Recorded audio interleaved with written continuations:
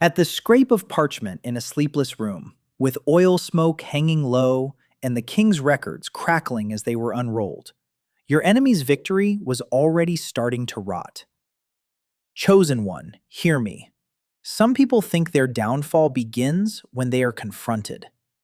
It begins when heaven interrupts their comfort and starts calling old receipts back into the light. Before that night, Haman looked untouchable. He had been lifted to the highest seat in the Persian Empire, second only to the king. You could almost hear the soft thud of sandals on stone as officials stepped aside for him. You could see the polished fabric, the guarded faces, the ritual of public honor. And he did not just accept respect, he demanded bending. He wanted bodies lowered, heads tilted, eyes cast down as he passed. That is always the first sign, beloved, when a person stops wanting duty and starts craving worship. And this is where you need to pay attention, because the trap did not begin with a weapon. It began with one unbowed man. Mordecai stood at the gate and refused. No performance, no speech, no panic, just refusal. And that refusal pierced the proud man deeper than any insult could. You already know this pattern if you have ever carried a steady spirit in a room full of people trained to submit. It is not noise that exposes corruption. It is stillness. It is the one person who does not move on command. That is why this story is not really about rank. It is about what pride does when it cannot control your response. Haman had the king's favor, the empire's attention, the walkway cleared before him, and still he could not enjoy any of it while one faithful man remained standing. Think about that. A whole kingdom bowing, and yet his peace was shattered by a single conscience he could not bend. That is how fragile false power is. It can fill a palace and still be haunted by one person at a gate. So when people ask where his ruin began, do not point first to the decree or the court or the day of reversal. Point to the wound in his ego. Point to the moment he saw that not every soul could be trained to bow. Because what he decided next would not stop with Mordecai. If this word is already meeting you where you are, like the video and subscribe, because the next move he made turned personal pride into something far darker. And once that wound opened in him, it did not stay small. A proud man can survive insult easier than he can survive being ignored by the one person he cannot control. That is what you need to see here, Anointed One. The official robe was still on his shoulders. The king's favor was still around him. The air still parted when he walked by. But inside, he had already started shrinking. Because every time he passed that gate and saw Mordecai standing there, upright, calm, untouched by pressure, it was like grit in the teeth. He could hear the bows behind him, could almost feel the floor receiving everyone else's surrender, and still, that one unbent figure kept ruining the taste of power. So he asked questions. The thin, probing questions of somebody looking for a reason to turn irritation into permission. He learned who Mordecai belonged to, what people he came from, what history shaped him. And instead of stepping back, instead of saying, "This is one man making one choice," the poison spread. That is how corrupted pride behaves. It takes one boundary and turns it into a whole accusation. It says, "If I cannot bend this person, then I will brand everything connected to him as a threat." Haman did not just resent the man at the gate. He began to resent the bloodline, the identity, the whole people behind that refusal. Do you see the pattern? Some opposition is never satisfied with silencing one voice. It wants to erase the ground that voice stands on. That is why this story burns the way it does. He had enough rank to enjoy his life. He had enough praise to quiet any ordinary insecurity. But darkness is greedy. It is not fed by abundance, it is fed by access. And then it asks for more. The man who wanted honor now wanted removal. The one who demanded bows now started imagining absence. And when a person reaches that point, beloved, they stop thinking like a servant of order and start acting like they own the future. That is when Haman crossed from offense into design. He did not cool down. He did not forget. He began looking for a date, a way, a moment he could lock in. The anger in him wanted structure. It wanted a calendar. It wanted something stamped and irreversible. And when a wounded ego starts trying to schedule ruin, you are no longer dealing with emotion alone. You are watching the lots cast for ruin before anyone else in the room even realizes what is being prepared. And that is exactly what he did. The one who could not govern his own pride reached for a way to govern time. You may hear it, the dry click of small objects cast onto a hard surface, the low murmur of men waiting for meaning to be pulled out of chance. He turned to lots, not because he was confused, but because he wanted his rage to feel appointed. He wanted a day he could point to, a day he could circle in his mind and call inevitable. That is what pride does when it wants to sound holy without becoming clean. It borrows ritual. It dresses cruelty in ceremony. Those lots gave him what he wanted, or what he thought he wanted. A date, a window, a moment far enough ahead to look orderly, far enough away to let fear ripen. And once he had that, his malice stopped pacing and started writing. He went before the king with polished words, with the smooth voice of a man hiding poison under protocol. No mention of his bruised ego, no mention of the gate, no mention of the one refusal that had been tormenting him. He spoke as if this was a matter of state, a problem in the empire, something dangerous that needed to be handled for the good of all. Beloved, that is one of the oldest disguises darkness uses. It takes a private obsession and repackages it as public wisdom. It says, this is not personal. All the while, the whole thing was born from one wounded demand to be bowed to. Haman wanted the king's authority wrapped around his anger so tightly that nobody could tell where one ended and the other began. And for a moment, it worked. The ring was given. The decree was sealed. Warm wax pressed under authority, the stamp set into it, the sound of official business moving through the room as if heaven had signed off on it. But heaven had not signed off on anything. That is what I need you to feel in this part of the story. Just because a document exists does not mean it carries truth. Just because a powerful hand approves something does not mean that thing is clean. He had a date now. He had a decree. He had the king's ring backing words born from resentment. On the outside, it looked settled. On the inside, he was still the same hollow man trying to make one faithful person disappear. And once that decree left his hand and started traveling outward, the fear it carried did not stay in the palace. It reached those he had marked, and it reached Mordecai. And when that decree began to move, it moved like cold air under a door. You can feel the change in the story right here. The sound at first is just messengers, sealed words, footsteps crossing stone, the hush that falls when people realize something official has been released. But that quiet carries weight. This was no longer one proud official nursing a private offense. His bitterness had entered the bloodstream of the empire. What began in him as insult had now become fear for everyone touched by the order he set in motion.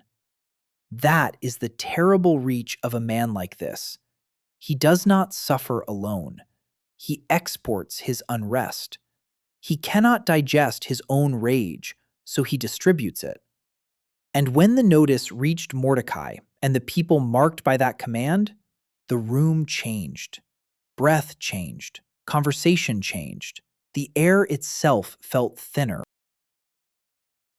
Beloved, if you have ever lived through a season where one decision made behind closed doors suddenly shook everyone around you, then you understand this moment. This is what it feels like when someone with access turns their wound into policy. But notice something important. The one who authored it still could not solve the real problem. He had a date. He had permission. He had official backing. And yet the man at the center of his obsession remained who he had always been: steady, unowned, not inwardly conquered. That is why darkness always overreaches. It imagines that pressure on the outside can produce surrender on the inside. It cannot. The proud believe control is the same thing as victory. Sometimes all control does is reveal how afraid they are of one person they could never spiritually master. And while others trembled under the weight of what he had arranged, he kept feeding on the illusion that everything was finally aligned in his favor. He had crossed a line now.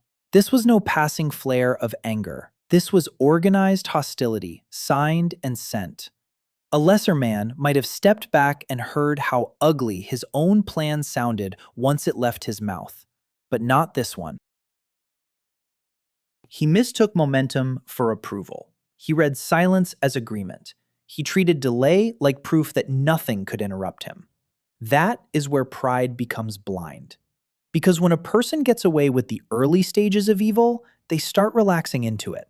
Their shoulders loosen. Their speech gets smoother. They begin to plan beyond the first attack. And that is exactly where he was headed next. Not just toward a decree in the distance, but toward something he could see with his own eyes, something raised close to home. The trap meant for another. And that is where his pride stopped pretending to be political and became personal in full daylight. He brought the plan home. You can picture the scene if you listen closely enough. Wood dragged across packed ground, rough beams knocking together, the dry rasp of rope, workers following instructions they may not have fully understood. The structure rose not in some distant square, not in a place of cold official business, but at his house. That matters. It tells you how far this thing had entered him. The decree was already moving through the empire, yes, but that was not enough for him. He wanted something visible. He wanted a shape in the air that answered his wounded ego. He wanted to look out from his place and see the future he believed he had secured. Beloved, this is what obsession does when it joins hands with access. It starts furnishing the imagination with objects. It starts building rooms around revenge. The same man who had the king's ring now needed timber and height and spectacle.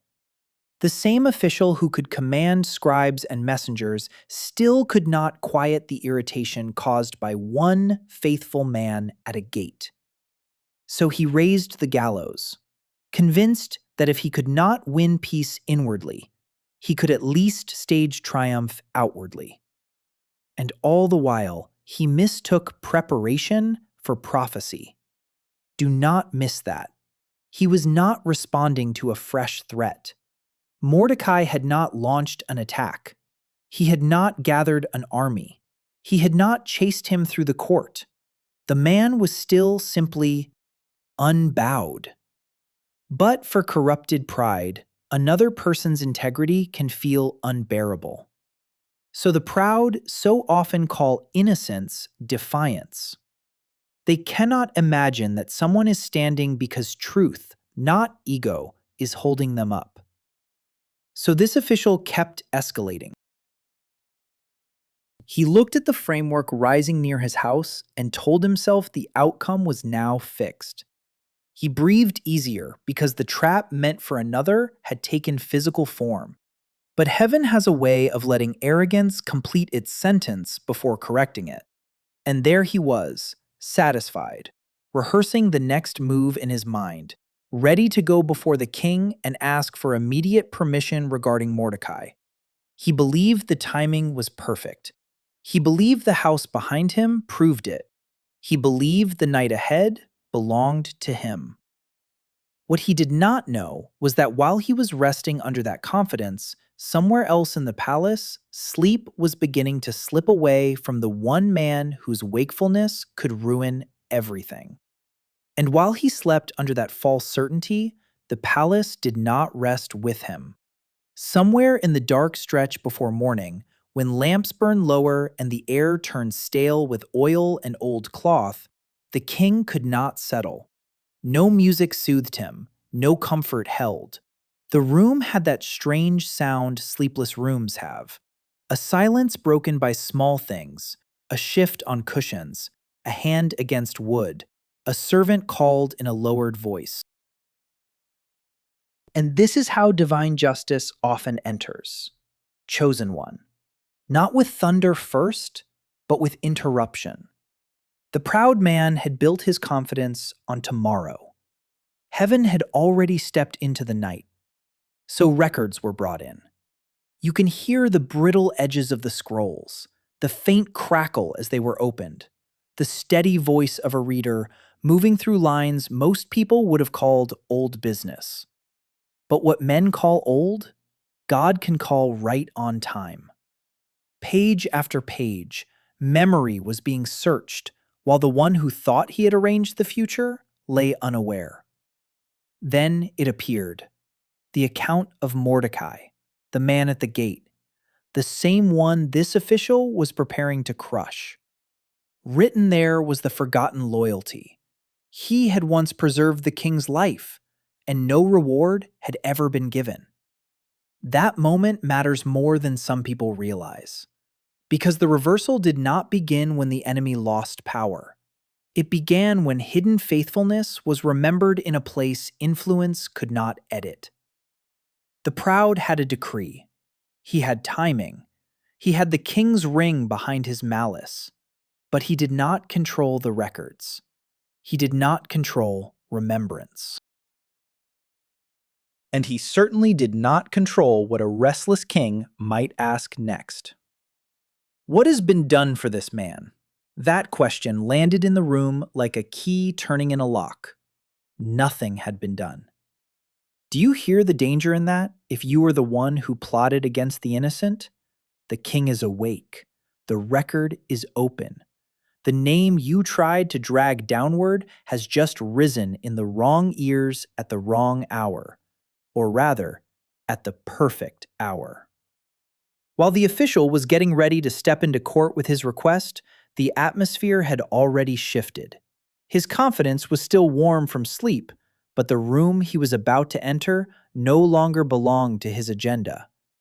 And by the time morning light touched the palace walls, he was already on his way, expecting permission for one thing, while the king was preparing to ask about honor for someone else. And that was the cruel beauty of the moment. He walked in carrying one request, while the room was already leaning toward another. You can almost see him at the threshold. Morning light thinning across stone, servants moving carefully, court air still carrying the dryness of a night without sleep. He came in composed. He came in certain. The man had already built his outcome in his mind. Behind him stood the decree, the rising structure at his house, the whole machinery of pressure he believed would finally silence Mordecai. In front of him sat a king whose thoughts had been turned in the night. That is how divine reversal works, beloved. One person enters a room with a script. Heaven has already changed the lines. Before he could speak his request, the king spoke first. The question was different, not about punishment, Not about the man at the gate being removed, not about the sealed order he thought was carrying his will, and it came like a blade wrapped in silk. What should be done for the man the king delights to honor? And in that instant, the official's greatest weakness rose straight to the surface. He did not pause long enough to imagine another name. He did not search the room with humility. He did not wonder whether forgotten loyalty had finally come due for someone else. No, his own heart answered too quickly. He thought the honor was for him. That is the psychological judgment of pride. It cannot hear a question about favor without placing itself at the center. It assumes the crown is always thinking of it. It assumes the room rotates around its importance. So Haman began describing, in rich detail, the kind of public display a man like him had longed for all along. Royal clothing, visible dignity, the king's own horse, a procession no one could miss. Listen to that carefully. The one who demanded bows was now designing his fantasy out loud, thinking he was naming his reward, when in truth he was exposing his appetite. And the king let him finish. That silence must have felt safe for a heartbeat, maybe even sweet. Maybe he could already hear the crowd in his imagination, already feel vindication replacing irritation. But that is the danger of vanity. It talks too much when it thinks it is winning. It reveals itself with its own mouth. It stretches out on the very floor that is about to give way underneath it. Then came the command, immediate. Take those honors, the king said, and do so for Mordecai, the same man he had come to destroy. And in that instant, the room must have felt smaller around him. There are moments when pride does not break with a shout. It folds inward, quietly. Hot-faced, tight-throated, with nowhere to put the shock. This was one of those moments. The man who had walked in, ready to ask for Mordecai's removal, now had to become the instrument of his elevation. The one who had imagined public honor for himself was ordered to place it on the very person who had disturbed his sleepless pride from the beginning. Chosen one, this reversal heaven loves. Exact, precise, surgical. It strikes the hidden appetite behind the behavior. So he obeyed. You can almost hear the sounds of it. Fabric handled with reluctant hands, hoofbeats on stone, the scrape of sandals in the street, the forced strength in a voice that had to announce what it hated. He had described the honor himself, and now every detail became a sentence against his vanity. The robe, the horse, the public recognition. Nothing was vague. Nothing could be softened. He had to carry out the king's word with his own hands, while Mordecai, from the gate, remained untouched in spirit. That is the part people miss. The honor mattered, yes, but the deeper wound was this. The faithful man did not need to beg for it. Heaven pulled it into the open. And what do you think that did to the one who built his identity on being bowed to? It exposed how hollow he was.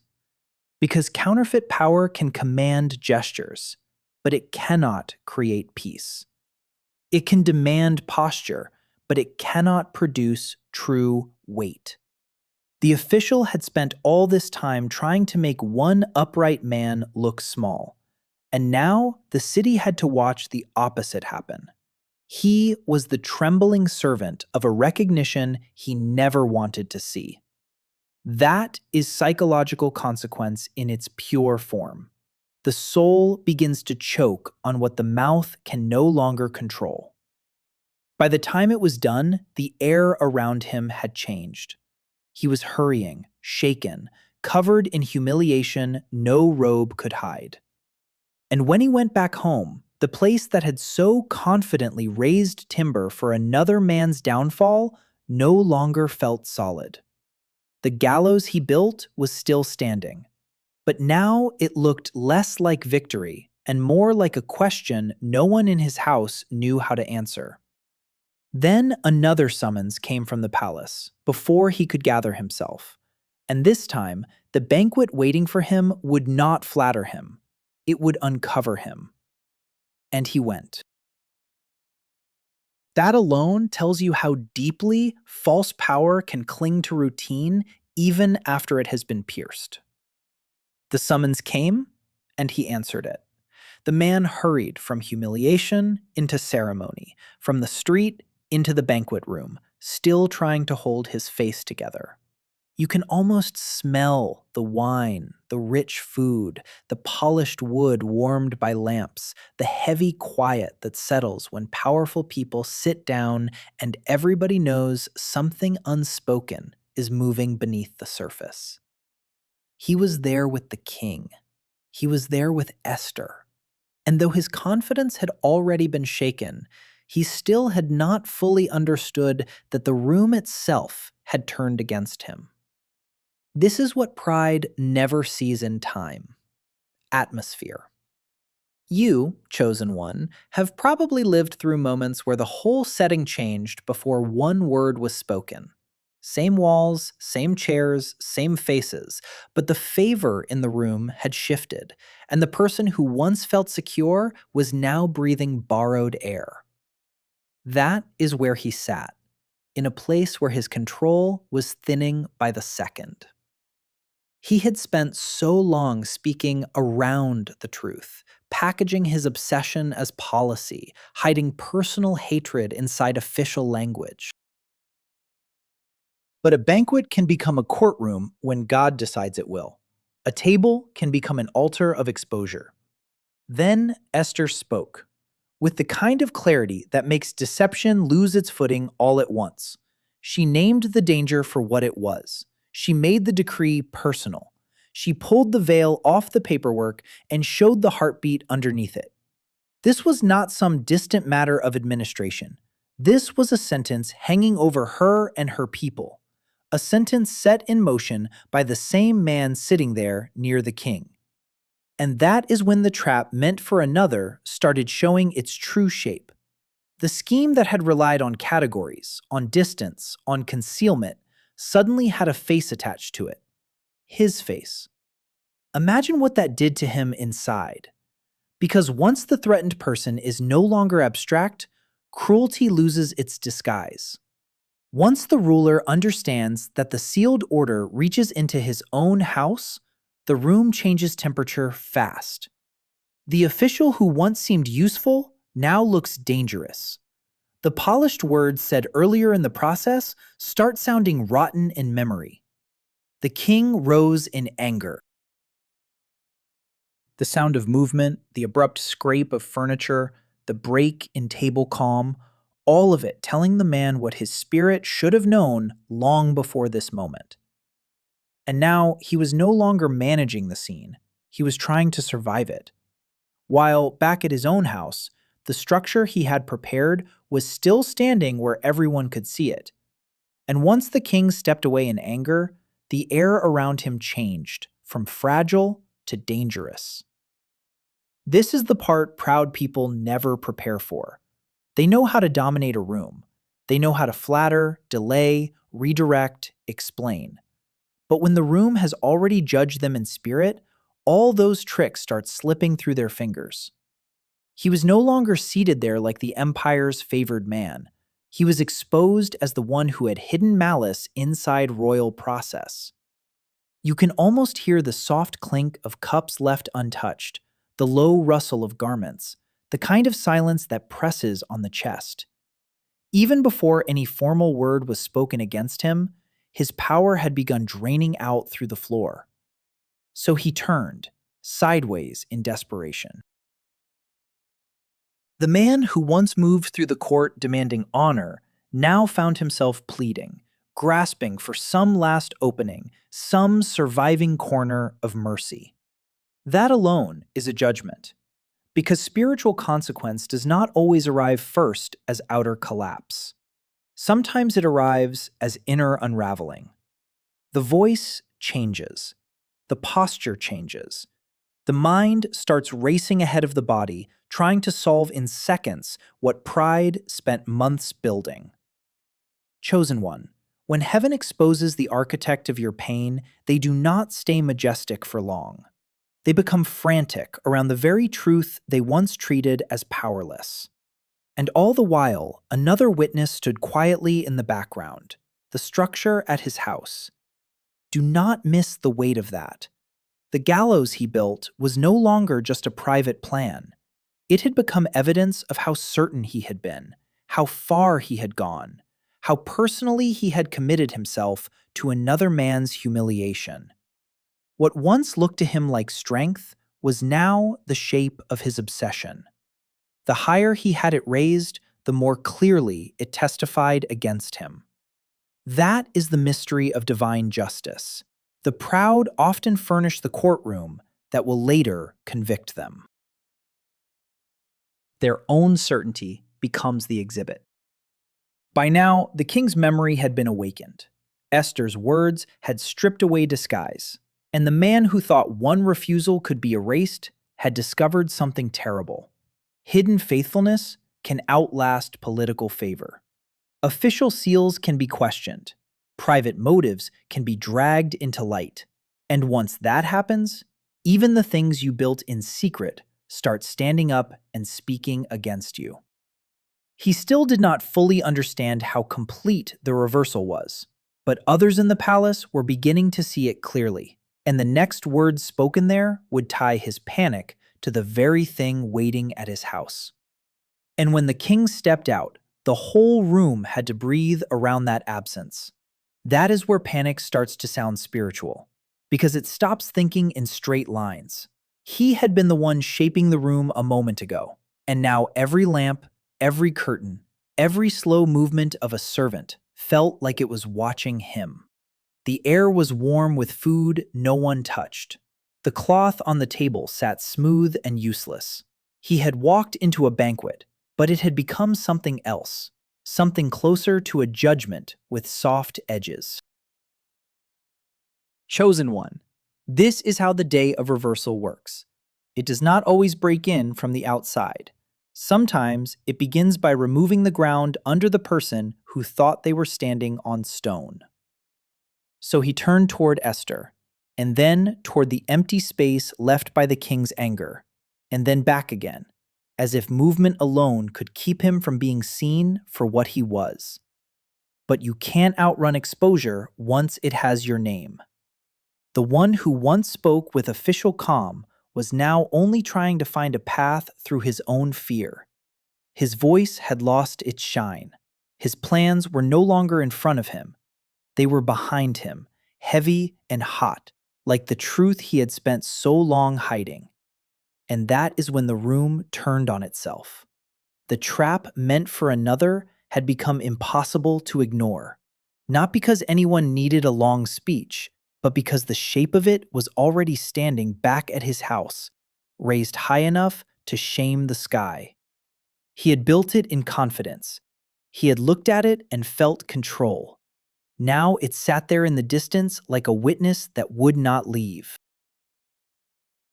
The same hands that had reached for Mordecai's destruction had left a visible mark on his own future. And he could feel that mark even before anyone named it. That is the strange mercy of divine justice. It lets pride finish its sentence, then answers it with evidence. Around him, the silence got thinner, a silence that makes a man hear his own breathing too clearly. He knew enough to understand that the king's anger was not cooling. He knew enough to understand that Esther had spoken. He knew enough to understand that the whole shape of the story had changed and wasn't asking for his approval. What he did not yet know was which part of his own making would be used against him first. Then a voice moved through the room, small at first, almost careful. and it pointed back toward the house where the gallows he built was still waiting.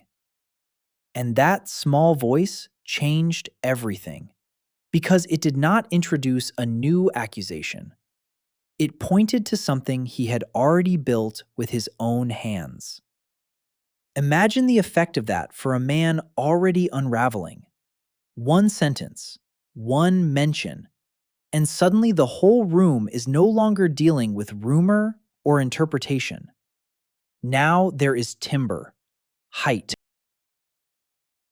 a structure at his own house that had been raised for Mordecai, something visible, something that could be named, chosen one. This is how heaven strips disguise off pride. It takes what was hidden in intention and gives it shape. Then, at the appointed moment, that shape starts speaking louder than the person who made it. The king did not need a long explanation after that, because once the purpose of that structure was known, the man's private obsession became public evidence. The same official who had wrapped his hatred in legal language was suddenly standing there with proof that this had never been some distant matter of state. It had been personal all along. The decree, the timing, the urgency, the pressure in the court, the anxiety around Mordecai, all of it lined up. And there, like a dark signature left in wood near his own door, stood the thing that confirmed how far he had gone. The proud always think their secret preparations make them look strong. They do not. They reveal how long they have been living inside revenge. That is why the exposure hit him in layers. First, his fantasy of honor collapsed. Then, his influence cracked. Then the banquet turned into a witness against him.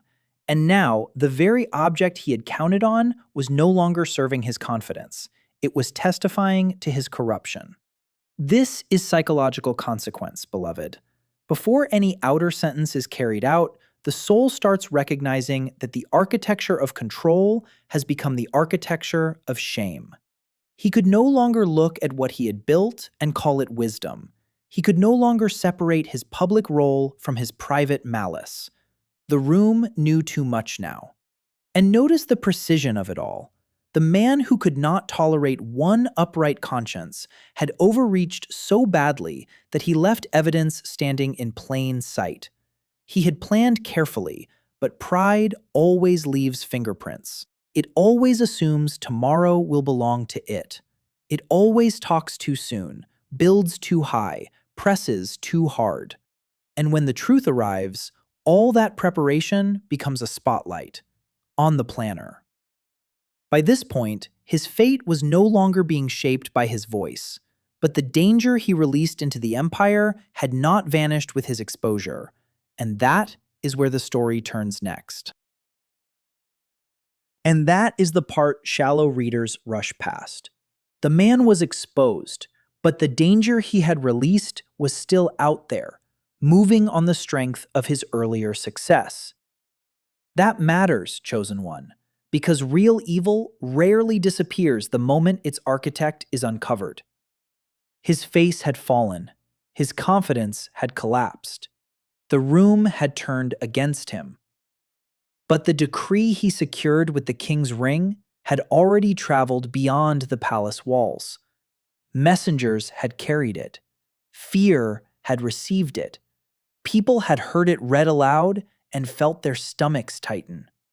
So even as the one who started it was being answered by divine justice, the shadow of his work was still stretching across the empire. That is one of the hardest truths in any season of reversal. Exposure is not always the same thing as immediate relief. And yet, his collapse changed everything. Because once he was seen clearly, the spell of his authority broke.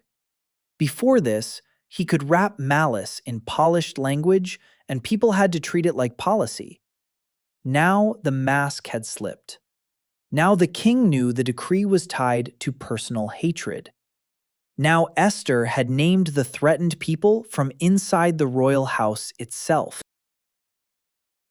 Now Mordecai's forgotten loyalty had already been lifted into public honor. The architect of destruction no longer looked like a steward of order. He looked exactly like what he was, a proud official whose rage had spilled into law. And when that happens, even sealed words stop feeling permanent. Listen closely here. This is where psychological consequence deepens. A person like this does not only lose position, he has to feel the difference between what he thought he locked in and what is now slipping away. He had trusted timing, the lots cast for ruin, official approval, and his own certainty. He had leaned his whole identity on the belief that one faithful man and his people could be cornered, scheduled, and erased. But now every piece was turning strange in his hands. The decree still existed, yes, but it no longer moved under the same atmosphere. The same empire that had once echoed with his influence was now being forced to reckon with his corruption. That is how divine justice works when it is being thorough. It does not only humble the proud one, it begins undoing the emotional weather he created. And somewhere in that turning, with the court awakened and the king no longer blind to what had been done in his name, the story was moving towards something bigger than one man's humiliation. The people Haman had marked were not forgotten, and the next move would decide whether the fear he sent out would keep breathing or be answered in full. And that is where his story stops being only about one arrogant man and starts revealing the reach of what his pride tried to poison. Because by now, the court understood two things at once. First, the official who had looked so polished was corrupt at the root. Second, the order he had pushed into the empire was still alive on paper. You can feel the strain of that moment. The palace air still heavy from anger, the lamps burning lower, the taste of wine gone dull in abandoned cups. Everyone's suddenly aware that a man can be answered in a room while his damage keeps traveling outside it. Chosen one, this is why divine justice is never shallow. It does not stop at exposing the face behind the evil. It moves toward protecting the people that evil tried to reach. And that is exactly what makes this story so powerful. The man had believed that once a decree carried the king's seal, it became untouchable. He had leaned on that idea, rested in it, hidden inside it.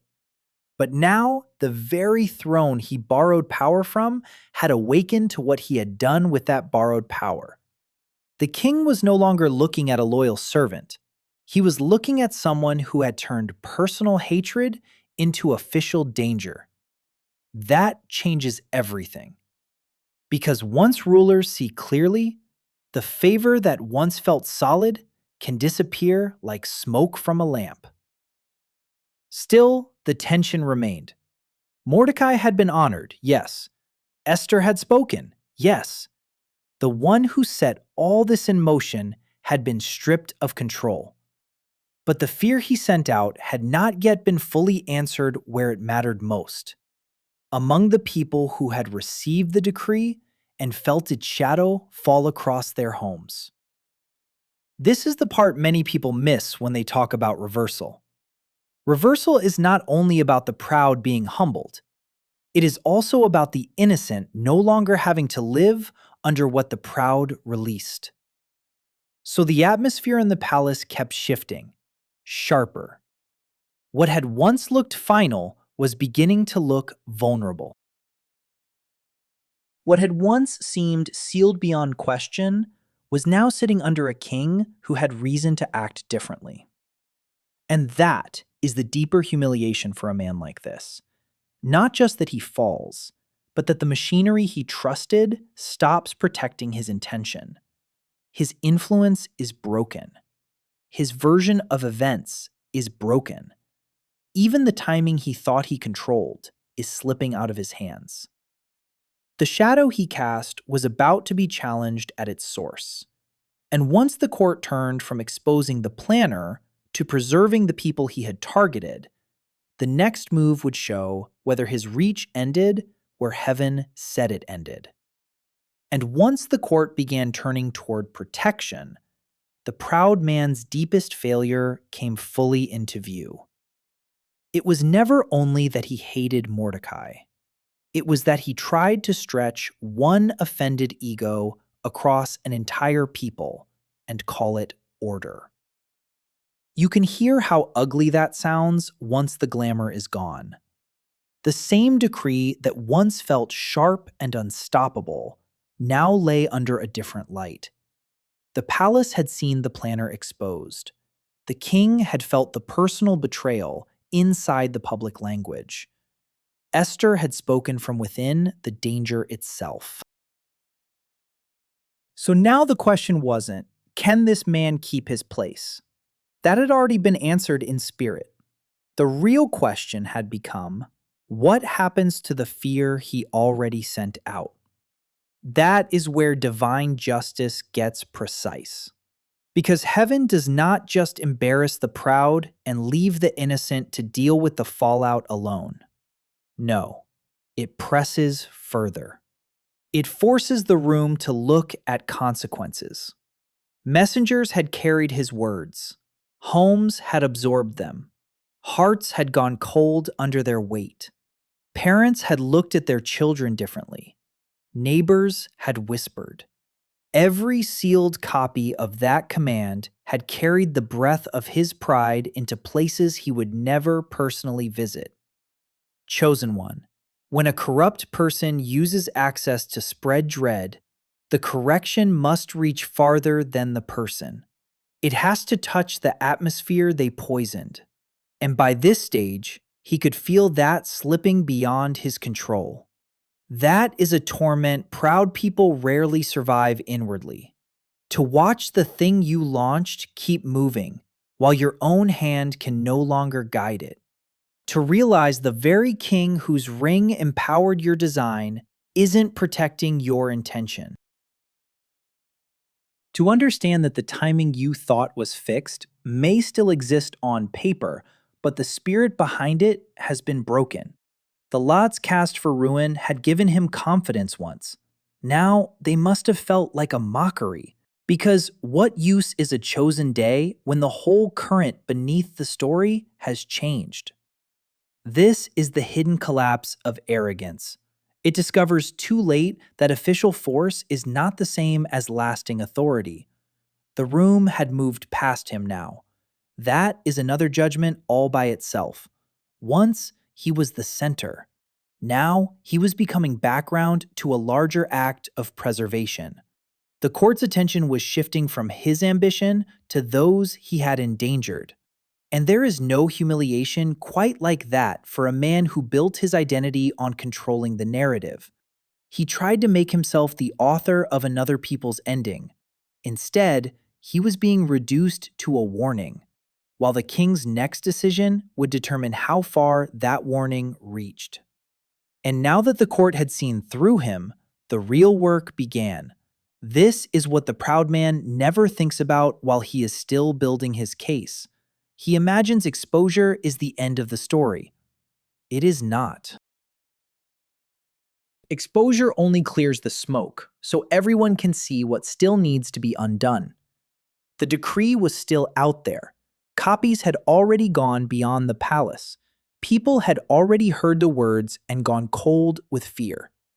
So even while his name was turning toxic inside the room, the damage his hand had released was still moving through the empire. That is what makes this kind of evil so heavy. It does not collapse neatly when the planner falls. It leaves a trail. But the atmosphere had changed. You could feel it in the way the king listened now. You could feel it in the way Esther stood without flinching. You could feel it in the way Mordecai's honor, once hidden, had already started to speak louder than the old lie. Haman had tried to make himself the center of the day. Instead, he had become the reason the whole court had to wake up. That is the bitter turn. A man reaches for control and ends up forcing everyone else into clarity. And once clarity comes, the question changes. It is no longer, how do we survive his temper? It becomes, how do we answer what he already sent out? That is where divine justice gets deeper than embarrassment. It does not just humble the one who caused the harm. It starts arranging protection for the people who were marked by it. The king could not pretend anymore. The threat had been tied to his own seal, his own authority, his own name. So now every move had weight. Every silence had weight. Every decision had to answer not only to the moment, but to the lives already trembling under the old order. Beloved, this is why the day of reversal is not a one-line miracle. It is a series of hard, holy turns. First, the hidden loyalty is remembered. Then, the false honor collapses. Then, the banquet exposes the hatred behind the policy. And now, the court must deal with what was set in motion before the truth arrived. The proud one is no longer steering anything. He is the evidence. The atmosphere he created is being dismantled, piece by piece, and the people he tried to erase are still standing inside the growing silence. The king's next decision was coming, and this one would not just judge Haman. It would decide how far the shadow he cast was allowed to reach. And by then, the proud man had become something he never imagined he could be, irrelevant to the future he had tried to control. That is a hard judgment all by itself. To be opposed, to be exposed, to watch the room move past you, to feel power leave your words while decisions keep forming without your permission. The king was no longer asking what this official wanted. Esther was no longer speaking from fear. Mordecai was no longer hidden in the gate.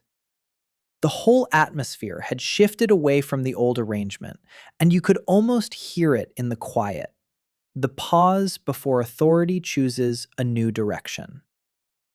Chosen one, some people spend years trying to make themselves the center of your story, and then one divine turn comes, and suddenly they are just the warning at the edge of it.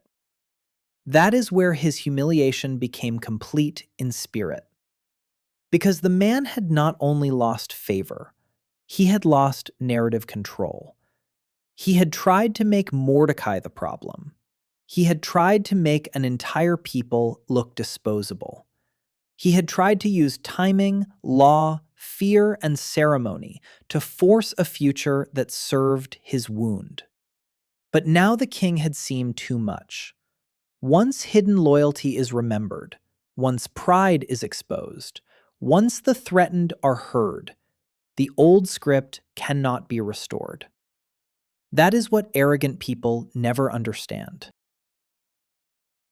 They think if they can get enough signatures, enough agreement, enough public silence, then truth will stay buried. It does not. Truth waits. Then it rises all at once and makes their certainty look childish. And still, the story demanded one more answer, not for him alone, but for everyone who had been made to live under his shadow. The decree had to be met. The fear had to be answered. The empire had to learn that borrowed authority cannot outrun divine correction. This is where the deepest sting lands for a man like Haman. Not merely that his plan failed, but that the very system he leaned on was now preparing to protect the people he meant to crush. The machinery he trusted was turning. The current had reversed. What once carried his intention was now being redirected against it. So there he stood, at the edge of a future he could no longer shape, while the court prepared to decide whether his reach would stop where his pride ended. And that next decision would reveal something even greater than his collapse. It would show whether the fear he released could survive the moment heaven said, "Enough." And then the answer came: authority turning in a new direction. The king did not leave the empire under the breath of one proud man. What had been sent out in fear now had to be met with a different command, one that made room for life where he had meant to schedule ruin. That is the final humiliation of Haman. His own design collapsed. The court saw through him.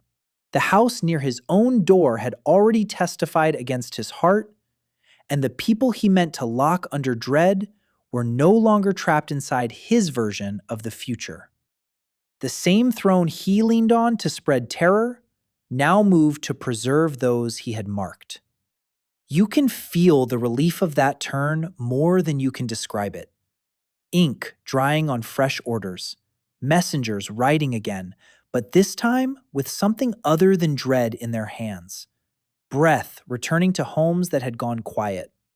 Mordecai no longer standing at the gate as a forgotten man, but stepping into a new weight of responsibility, while the one who had obsessed over him faded into consequence. Chosen one, this is the thing pride never understands. It can bully a moment, but it cannot own the morning after heaven has spoken. And that is the image that stays. The robe, the banquet, the rise and fall of one official. It is the sound of new letters being opened after old fear had already settled into the body. It is the tremble in hands that expected darkness and found permission to stand. It is a gate that once held one silent, faithful man, now holding a different kind of witness. Proof that hidden loyalty can outlast loud ambition. The timber at his house had gone up fast. The remembered act in the records had waited in silence much longer. In the end, it was the quieter thing that endured. By evening, the palace lamps burned lower. The room that had carried panic now carried order, and outside, the air felt different. Not because the world had become simple, but because the lie at its center had been broken. If this story stayed with you, you can subscribe and stay close for the next one. And if one image from this ending won't leave you, leave a line about it below.